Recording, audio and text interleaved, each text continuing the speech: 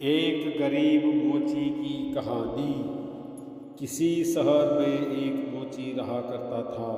उसके घर के पास ही उसकी एक छोटी सी दुकान थी। उस दुकान में वह मोची जूते बनाने का काम करता था। तैयार जूतों को बेचकर जो भी पैसे मोची के हाथ लगते, उन्हीं से वह अपने परिवार का पेट पालता था। हालांकि मोची अपना काम बड़ी मेहनत और लगन से करता था, लेकिन धीरे धीरे उसके जूते खरीदने वालों की संख्या कम होने लगी। ऐसे में उसे कम दाम पर अपने तैयार जूतों को बेचना पड़ता था। इसका नतीजा यह हुआ कि समय के साथ उसका सारा जमा पैसा भी खत्म हो चला। नौबत यह आ गई कि उसे घर चलाने के लिए अपनी पत्नी के गहने तक बेचने पड़ गए। इस कारण मोची बहुत उदास रहने लगा। उसको उदास देख मोची की पत्नी उसे दिलासा देती कि ऊपर वाले पर भरोसा रखो, सब ठीक हो जाएगा, भगवान हमारी मदद जरूर करेगा। पत्नी की यह बात सुनकर मोची झूठ मूठ का मुस्कुरा देता और मन ही मन अपनी इस दशा को सोचकर चिंता में डूब जाता। एक समय ऐसा आया जब मोची की दुकान पर केवल एक जोड़ी ही जूते बचे। इसके अलावा उसके पास और जूते बनाने का सामान भी मौजूद नहीं रह गया था। वही मुश्किल इस बात की थी कि उस एक जोड़ी जूते को खरीदने वाला भी कोई नहीं आ रहा था। जब कई दिनों तक उन जूतों को खरीदने कोई नहीं आया, तो मोची उन जूतों को लेकर बाजार की ओर चल दिया। बाजार में मोची के जूते बिक गए। जूते बेचने के बाद जो पैसे मिले, मोची ने उससे घर का जरूरी सामान खरीदा और घर वापस आने लगा। लेकिन तभी अचानक रास्ते में उसकी नज़र एक बूढ़ी औरत पर पड़ी।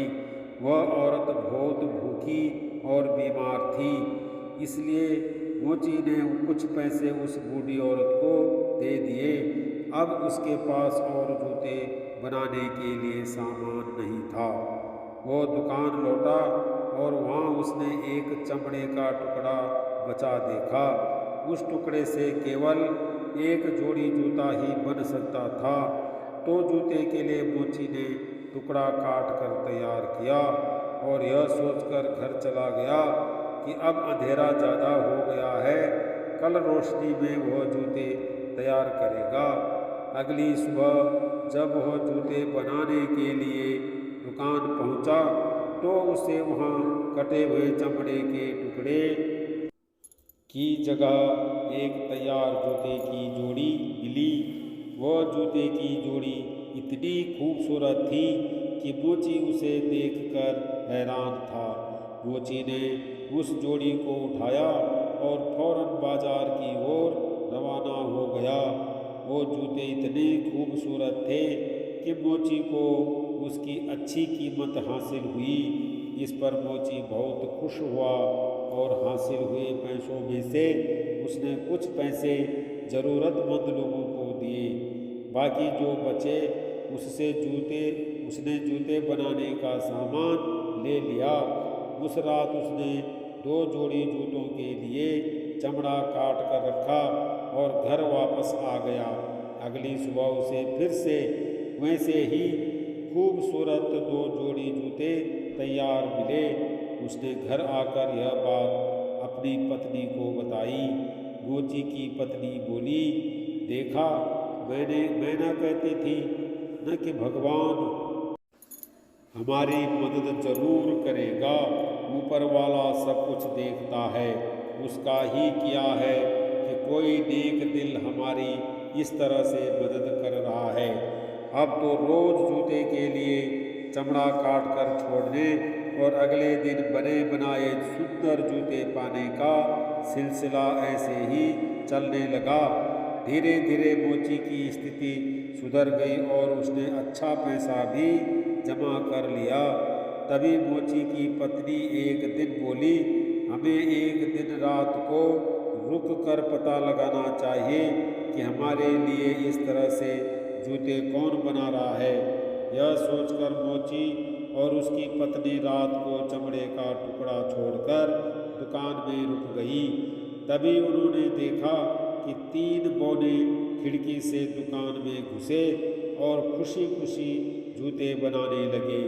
पूरी रात खूबसूरत जूते बनाने के बाद वह तीनों बौने खिड़की के रास्ते ही वापस चले गए। यह सब देखने के बाद मोची और उसकी पत्नी आपस में बात करने लगे कि इन 3 बौनों ने हमारी बहुत मदद की है, इसलिए हमें भी इनके लिए कुछ करना चाहिए, इन्हें कुछ उपहार देना चाहिए।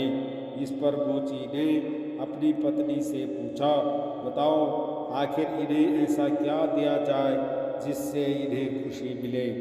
इस पर पत्नी कहती है कि तुमने ध्यान दिया कि उनके कपड़े और जूते काफ़ी पुराने हो गए हैं, मैं उनके लिए नए कपड़े सील देती हूँ, तुम उनके लिए जूते बना देना। फिर क्या था, मोची ने तीनों बौनों के लिए जूते बनाए और उसकी पत्नी ने तीनों के लिए सुंदर कपड़े तैयार किए। बाद में उन्हें ले जाकर दुकान में रख दिया और उस रात उन्होंने उन बौनों के लिए चमड़े का टुकड़ा नहीं छोड़ा। जब रात में तीनों बौने दुकान में घुसे तो अपने नाप के जूते और कपड़े पाकर काफ़ी खुश हुए। उन्होंने कपड़े और जूते पहने और खुशी खुशी वहाँ से चले गए। उस दिन के बाद से कुछ दिन तक मोची ने गौर किया कि उसके द्वारा छोड़े गए चमड़े के टुकड़े वैसे ही पड़े मिलते हैं। मोची समझ गया कि अब बौने उसकी मदद के लिए वहाँ नहीं आएंगे। उसकी स्थिति सुधर चुकी है और उसे अपना काम खुद करना होगा। इतने दिनों में मोची को लोगों की पसंद का अच्छी तरह अंदाज़ा हो गया था, इसलिए उसने पूरी मेहनत के साथ बौनों जैसे जूते बनाए और उन्हें बाजार में बेचा।